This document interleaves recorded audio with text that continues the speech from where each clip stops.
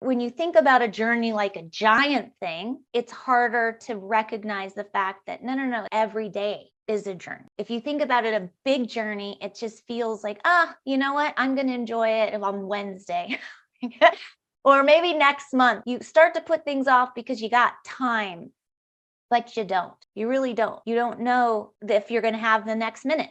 I did a consulting gig at LA World Airports, and all of a sudden I have like this seizure. Freaked me. I was like crying, saying, hug my kids for me because I love hugs. Like I was totally a disaster. And it could have been the end at work, at behind my desk, and like just hoping that my kids get hugs. The point is today that you're here is fantastic because we can take action today by the end of this 30 minutes that you're going to have a way of moving forward. You're going to know what you're going to focus on. You're going to know what your next step is to start getting more of what you want into your life now, and that you don't have to wait.